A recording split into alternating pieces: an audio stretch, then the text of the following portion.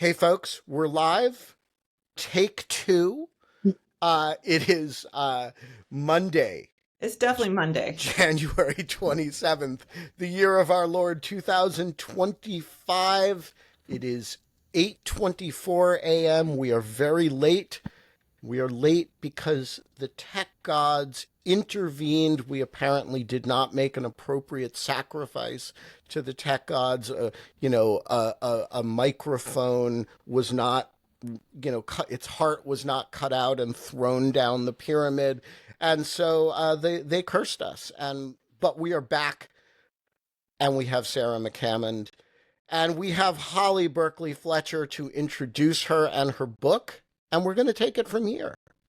Yeah, so again, and sorry to Sarah, she's had Sorry about that. We tried three different ways to not her make things fault. connect, and I don't know why it wasn't connecting properly. It's not but her here we are. fault. We put her through an ordeal, and we're very thankful to have her. You all may certainly recognize her voice from NPR, where she covers politics, but she also covers religion, and she has this amazing book.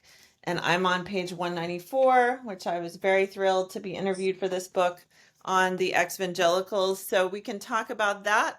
But I thought we would start, Sarah, by just getting your reflections on the new Trump term, and particularly as a political reporter, how are you? There's so much navel gazing about how to cover Trump, and how to cover him now versus then. What is your thought about that? Are you going to recalibrate it all in the second term, or? I think that the first time around, a lot of the media had to sort of do some self-reflection about, there was a lot of criticism of the press for people said, platforming extreme ideas or, allowing Trump to sort of say things without context or fact checking. And, I guess what I always say about that is too often people talk about the media as if it's one thing, as if it's one conglomerate, and it's absolutely not. I mean, are you talking about nonprofit media, public media, private media? Are you talking about cable news?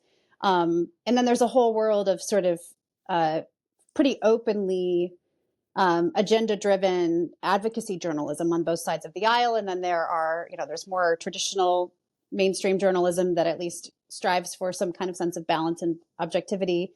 And then there's stuff in between that has a pretty clear political perspective, but maybe adheres to some of the baseline bedrock principles of journalism, like fact checking and that sort of thing. And so, it's important to sort of know what you're talking about. And I always ask people when they make those criticisms, which I think are sometimes valid, but to just be specific about what they're referring to. I think there was a big issue in 2016 with cable news just kind of running press conferences, just letting people go on the air and say almost anything without much context. But I think, that criticism almost seems kind of quaint now because media platforms have just exploded even more since then. And now anybody can go on a platform like this and talk about whatever they want, and have their own tech fails and embarrass themselves, right? Yeah.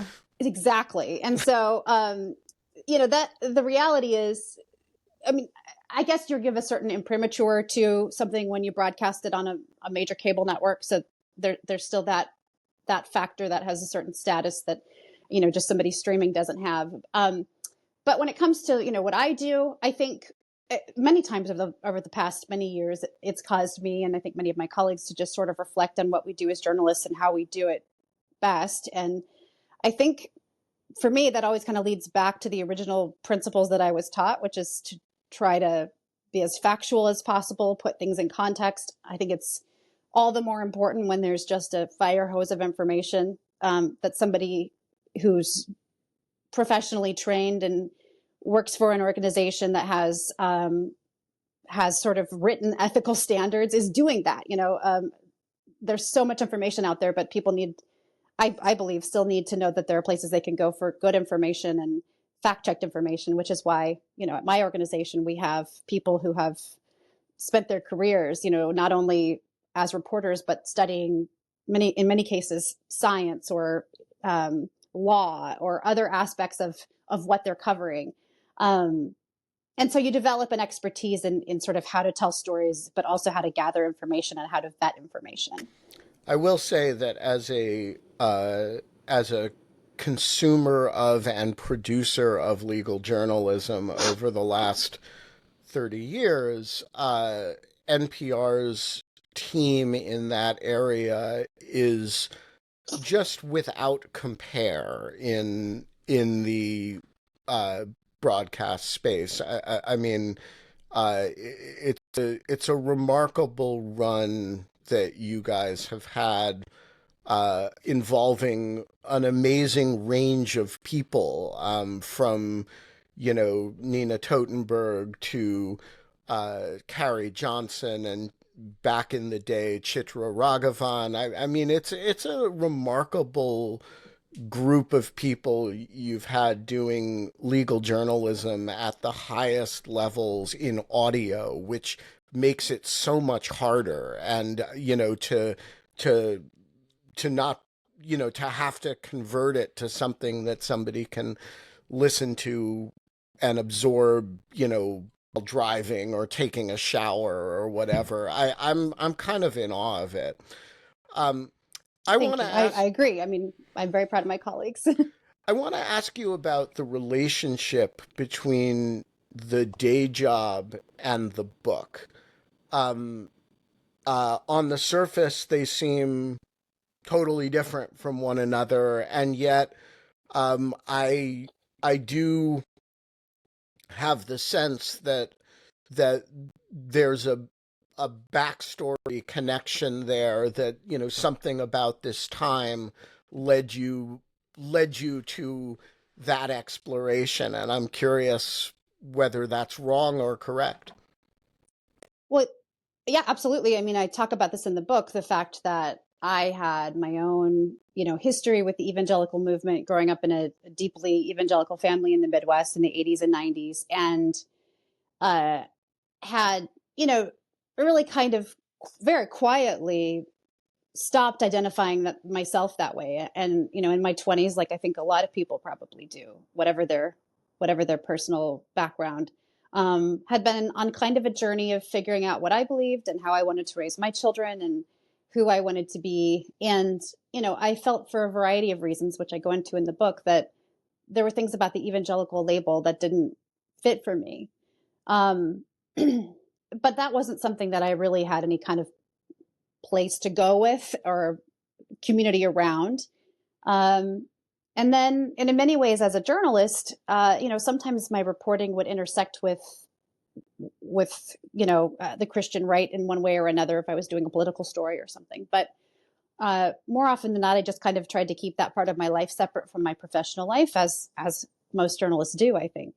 And then 2015-16 rolls around. I'm recruited to cover the Republican primary for NPR. I had been at local NPR affiliates before that. And, I was just recruited to come to DC and be on the campaign team. And I really didn't know until I got there much about what I was going to be specifically covering, or maybe just before I came, they told me that I'd be covering the Republican primary. And, it was a huge field. And so there were lots of stories to tell about the different sort of subgroups, the different lanes within the party, whether it was of course, the evangelical movement, but also kind of there were outsider candidates and there were kind of more old school GOP candidates like Jeb Bush that year. And so there was a lot to cover. But increasingly, as Donald Trump continued to be at the top of the pack in the polls, there were so many interesting questions around the Christian right, the evangelical right. Would they support him? Why were they supporting someone like him who seemed so at odds with many of the things the movement had stood for? And, I was having my own evangelical background. I was, of course, fascinated with those questions, but I think everybody was fascinated with those questions. And so I felt like kind of accidentally, I wound up covering the world that I'd come from because it was so important in that conversation. And I also felt like growing up that way, I brought like a fluency and almost like a cultural knowledge to my reporting. When people would in Iowa at, prayer dinners or whatever would quote Bible verses to me, I knew what they were talking about. I understood exactly what they meant. I spoke the language. And I also felt like, there is a distrust of the media that I experienced in my own community. And there's a sense, especially if you're from like the Midwest or South, that like sort of the, quote unquote elite media don't understand you. They don't share your values. And so I was aware of that. And I felt like, I think I was able to be sensitive to that in a certain way, maybe to sort of approach conversations in a way that avoided unforced errors in the way that maybe I framed things or the language I chose. So I felt in a way, one of my colleagues said that, being from an evangelical background was kind of my superpower, reporting on that campaign. And so when I was done with that, everybody was like, you should write a book. And I just didn't want to write a campaign book. I just was, kind of over that. And yet I kept kind of thinking over the next few years about what I'd experienced, what I'd seen, these different parts of my life that had intersected with each other. And at the same time, I was really actually in the course of my reporting, I had run across some people who were quite openly disidentifying with the evangelical label because of its increasing politicization. And so I just started paying attention to those social media spaces where people were having those conversations. And I found that a lot of the conversations were about things I'd experienced, even though my own shift away from evangelicalism happened much earlier. And I think, Holly, we talked a little bit about this too. I think, everybody's on a different timeline, but I do think that the events of the last decade now have sort of catalyzed a different conversation around what it means to be evangelical and the role of American Christianity in our politics. And that's caused a lot of people like us with those backgrounds to have, further self-reflection, I think. Yeah, I mean, just anecdotally in my life, like, yes, and people of all ages. I have elderly people who have dramatically changed their religious, certainly their political identities in the last 10 years because they cannot stomach what's going on. I'm wondering, it's hard to get a sense of, and your book is a really great journalistic account, so it's probably the closest thing we have to sort of trying to understand the larger significance of the movement. It's hard to gauge like how big is this, how like anecdotally it seems like, because I know so many people in this camp, like it's probably bigger in my mind than it actually is in terms of the impact on our politics, the fact that all of these people are basically, religion was the way they politically aligned, and they're changing their religion, and therefore, I mean, the two are so melded that when they change one, it affects the other. But then also just the shape of the church, and again, anecdotally, my sense is that a lot of people are leaving evangelicalism to nothing. Like they're either not being Christian or at all, or they're Christian, but they just don't want organized religion anymore. And I don't know if you have any better sense than me of like what's going on in the aggregate. Yeah, I think that is right. I mean, I think the first thing that's important to remember is that evangelicalism is not the only religious group that is shrinking, losing members. This is happening across white Christianity in general, so it's not unique. But what's unique about evangelicalism is how large it is. I mean, arguably, even white evangelicalism was probably the largest religious movement, depending on how you define evangelical and depending on which data you look at its peak. So, which the peak was somewhere around the early 90s, and then there was a little dip, and then another peak around the mid 2000s, according to the Public Religion Research Institute. And white Catholics and white Protestants were probably a little smaller as groups than that, because I think the numbers that like PRRI has put out suggest that something like almost 1 in 4 Americans could be called white evangelicals at that time, which is a lot of people. I mean, 1 in 5, 1 in 4. Politically active. They're like the most politically active people. They're disproportionately. And yes, so that's the other piece is, disproportionately politically active, very high voter engagement, voter turnout rates. And I think the most important piece of data that I always look at is so while white Catholics and white Protestants lean Republican, white evangelicals are overwhelmingly Republican. And they're still a significant group, not as big as they were, but they still are. And so the decline of Christianity as a whole has implications for, I think, likely for the Republican Party, but especially when it comes to the evangelical group. We can talk if you want about the fact that the demographics are shifting, though, and that, it's no longer just the white evangelicals that are electing candidates like Trump. Yeah, so I'm curious about whether the term evangelical has meaning, or whether at this point it is just kind of a code word for um, you know, conservative, you know, for conservative um, Christian identifying. I, I used to know what the term meant, and I feel like I don't anymore, not because I've become more ignorant, but because the term has become less meaningful. It didn't used to have a strong political valence. It does now. What, when you say evangelical, what do you mean by it precisely? I mean, I usually mean conservative Protestant, theologically and usually politically conservative Protestant, not a mainline Protestant, not a Catholic, not an Orthodox Christian. And demographers and pollsters and journalists use these terms to sort of categorize groups of people. And there are people who would say that charismatic Christians, sort of Pentecostal, should be thought of separately from evangelicals. But that wasn't how I experienced it. My church was very evangelical and very Pentecostal, and there was no real separation. But the other thing is, I think evangelical has always been, I mean, in my lifetime, it's been a label that was frankly more useful to outsiders than to insiders. It was never something that we called ourselves. You just called yourselves Christians. We just called ourselves Christians. Experience with it, but you finish and then I'll. Well, no. What was yours? I mean, So to me, and the way I was raised Southern Baptist, which is the largest formal denomination within what would be the white evangelical space.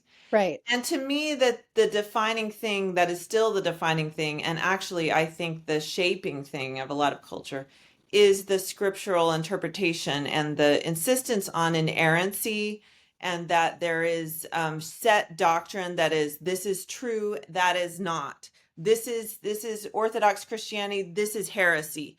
And if any kind of squishy biblical interpretation was suspect, and that's the line in the sand. And I don't know about your tradition, Sarah, but in the Southern Baptist, I mean, they are obsessed with doctrine. And if you depart, but then what distinguishes evangelicalism from just fundamentalism? It seems I don't really think, personally, I don't think there's a huge distinction. Yeah, I don't think there is either. I think evangelicalism is largely the same fundamentalist views, which you were kind of alluding to, Holly. The idea that the Bible is literally true and inerrant, the idea that there's only one way to God, one way to heaven, and the importance of proselytizing, sharing Jesus with other people. I think there are like four traditional fundamentals, and I'm forgetting what one of them is now, but the fundamentals as they were seen, I think, in the early 20th century, evangelicals believe essentially all those things. They just with a sort of more modern gloss would be my argument. Like Billy Graham kind of updated it and made it more chic. Yeah. And I mean, I think the first time I really thought about the word evangelical at all was in college which ironically, my college had the word evangelical in the denomination that ran it. But I never really thought about the word until I was in a Bible class, and we were kind of talking about how the differences between fundamentalists and evangelicals. And essentially I think the professor was arguing that there was a difference, but as I see it, that the difference is really much more in tone and posture than in actual beliefs. Agree. All right, you are about to see, Sarah, why we in fact have a live audience that we live stream, because one of the rules is that they're allowed to interrupt at any time with questions. Richard, you have a question. I have a question. So I spent 20 years in the PCA, and then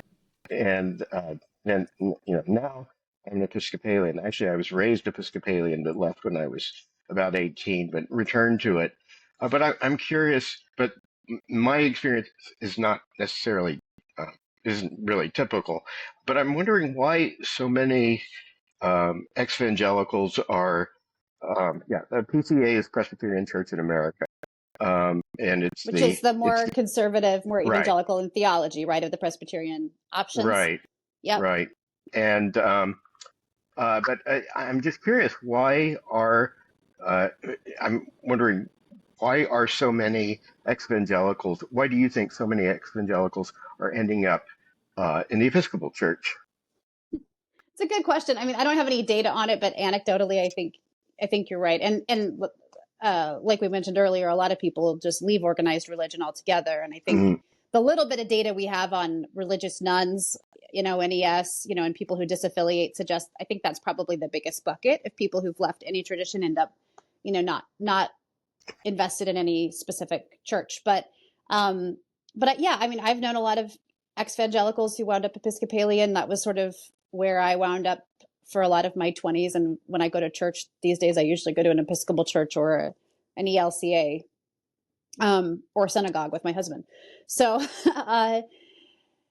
it's an interesting question. I mean, I can only speak for myself. And I think one of the things I've always liked about the Episcopal Church is it felt like a place where, instead of being told I had to think certain things and I had to adhere to certain theology, there felt like there was a more flexibility to sort of figure things out or be figuring things out.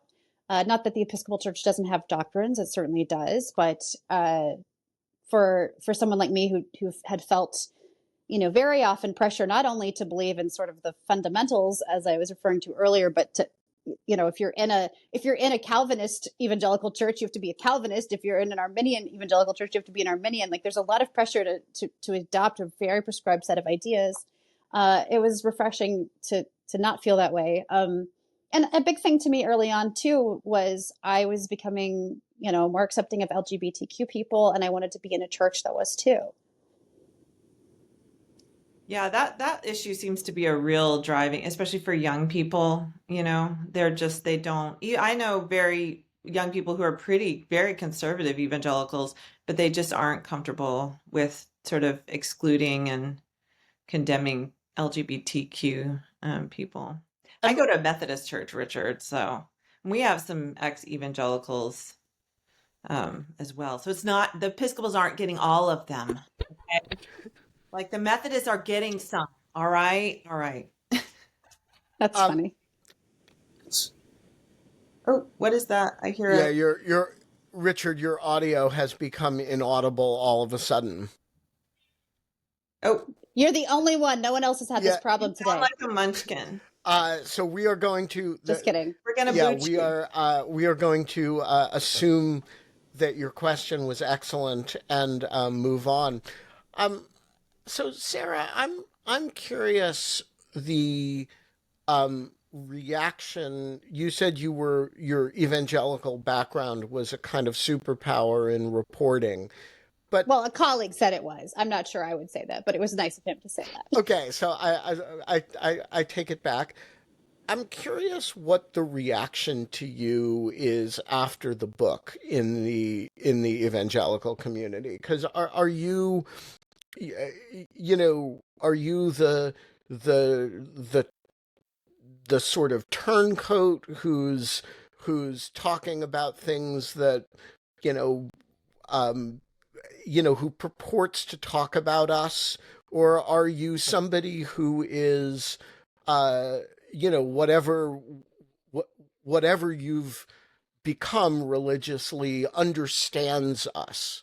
How do people react to you?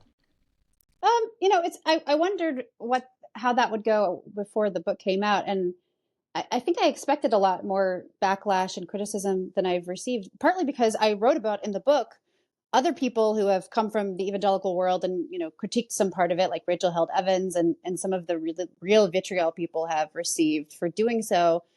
And, I got shockingly little criticism. I feel like, I've gotten a few letters, mostly from people who are just like concerned about my spirituality, and that's fine. But I get those too. We're praying for you, Sarah. they're praying for me. And I was that person once, so I get it, but I'm actually always touched by those letters. yeah, I mean, I don't think there's been, I don't think there's, there might be something I've forgotten, but like, there's been very little that's been like, really, really cruel in any way. And in terms of my reporting, I I haven't noticed a difference. I mean, I haven't had a conversation with some of my evangelical sources about the book per se. A couple people have said they saw it was out and they were interested in it. Everyone's been very kind, and I do think, I mean, I try really hard, and I'm not saying I do this perfectly, but I try really hard when I'm writing a story, especially about something very sensitive, to think about how would my, liberal, progressive, younger friends hear this language? How would my parents hear this language? How would people with totally different views? Is there anything about the way that I'm framing this or describing it that is unnecessarily taking a side or using loaded language? And I'm not saying you shouldn't call a spade, but when you're talking about an issue of public debate, newsrooms have entire manuals devoted to how to talk about these things. That's what we do. And that's what I feel called to do. I don't feel called to be an advocate, and I don't want to be one. And so if I can describe an issue using very specific scientific, legal language and talk about the various perspectives on it and try to assess what are the best arguments on either side, what are the issues that are sort of at the, the crux of the matter, and describe that. I mean, even I covered abortion that was my primary beat for about 6 years. And I got very little criticism from either side of how I covered it. And I sometimes, of course, people criticize, but I am really grateful for the fact that I have been very, very close to, cared about, and loved people with very different perspectives on the world, because I think that helps me communicate to a broader audience.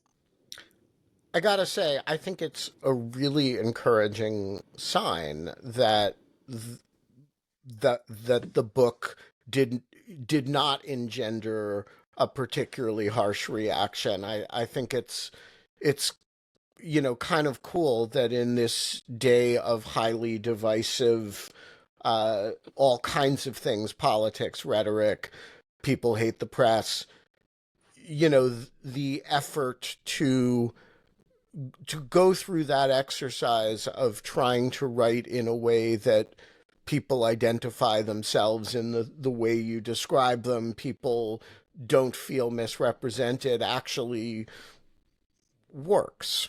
I think it helps that Sarah's, again, the reporter's sort of more neutral tone, I think, is a big asset in terms of the reaction.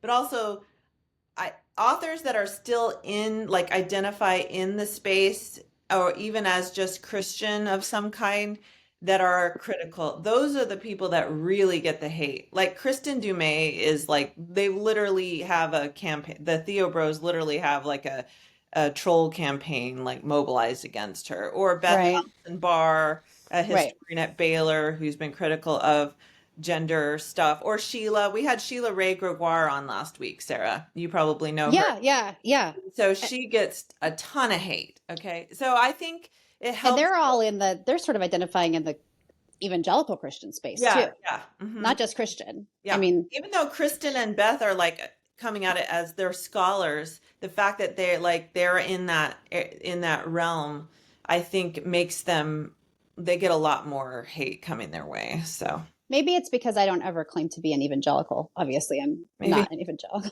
I think yeah. And I'm fairly vague about what I am, but that's because I don't feel like I need to put a label on myself. And I gotta tell you, the fact that kind of buys you an exemption is a very that's sociologically interesting. If you grew up Orthodox Jewish and purported as an ex-member of the Satmar community or the Lakewood community, to write about it in a kind of dispassionate way, that would not be I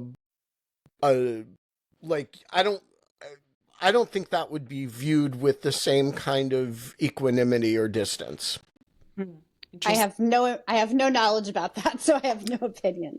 Yeah. I mean, now, to be fair to those communities, the people who come out of it and write about them often do so with a great deal of hatred. And, and so not trying to do what you're trying to do. But there's people who are people stay in the communities and people leave with a lot of anger, but I don't know of a kind of effort to do what you've done in a lot of other sort of the word fundamentalist is hard to use outside of Christianity, but intense religious communities, Orthodox religious communities of one sort or another. Holly? Yeah, I was just going to turn the dial a little bit and ask you more about abortion. I didn't realize you weren't covering it anymore. You've kind of moved I mean, beyond. I cover it sometimes, but about a year and a half ago, I decided I didn't want it to be my full-time beat anymore. I'd been doing all abortion all the time for a number of years. And, it's a lot of intense stories, a lot of intense emotions. And, really, I feel like I'm very proud of the work I did. I feel like it was really important, but I just wanted to sort of broader canvas. And so I asked the network for that and they gave that to me. So I still do a fair amount of reporting on like the politics of abortion. And occasionally I'll do a feature story or something. But, this past year I focused first on the Nikki Haley campaign and then on kind of the never Trumpers, anti-Trump Republicans and independents and efforts to win them over. I find myself really interested in stories about people who don't fit into any category perfectly. I think maybe partly because of how I grew up and where I landed. Absolutely. And so, and I'm really interested in stories about like how people are weighing competing loyalties and concerns, which is to me like the most interesting thing about politics.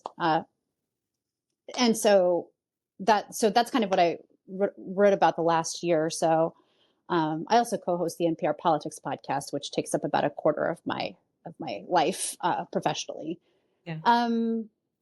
But yeah, I still pay attention to the issue. It's just I didn't want to think about it 24/7 anymore.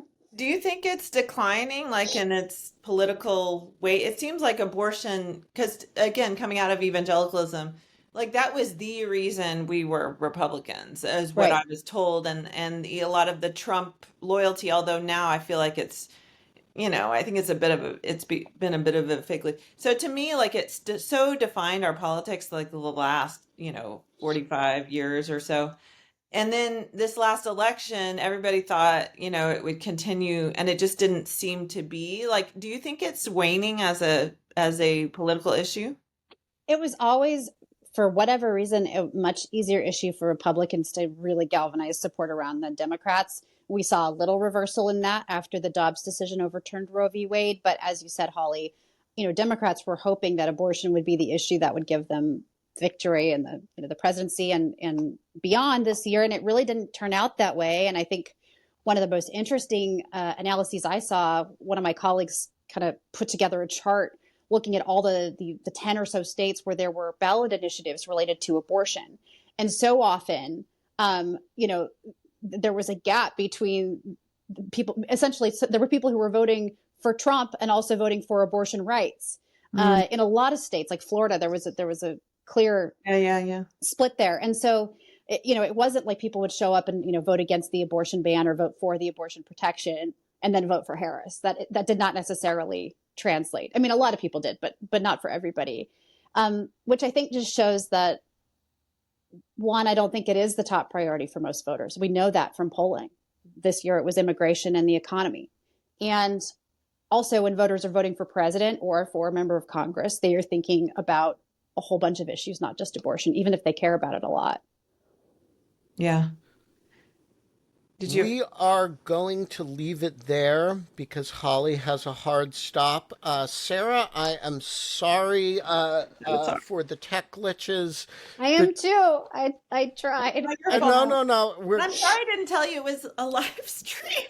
Well, maybe it was an email and I just maybe I just read over it. I was like, oh. Sarah, you look so beautiful, though, I have to say. Well, I knew there was going to be a video. So okay. I did put on makeup. Thank you. You just didn't know it was going to be live. No. Well, yeah, we record them live because the audience often has excellent questions, and The people that we have in the audience are, some of them have remarkably specific and excellent expertise in all kinds of issues. And so we always record them live because oftentimes the best questions come from the audience.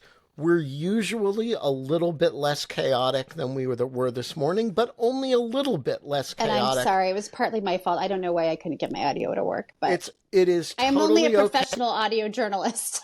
We will have you back. We will do it again. Most of the time, also, I don't have COVID, and so it's. Oh no, I'm sorry. I'm just a more.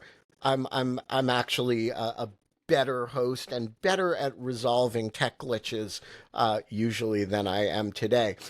Folks, All is well. It was a good conversation. it was. Thank you, Sarah. If only we will make it up to you. We will No do problem. it again at greater length.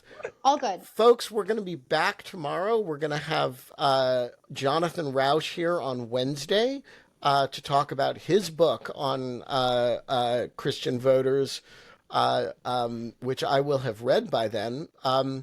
And we're going to, I don't know what we're going to do tomorrow, but it'll be fun, and you should be here for it. We will talk to you soon.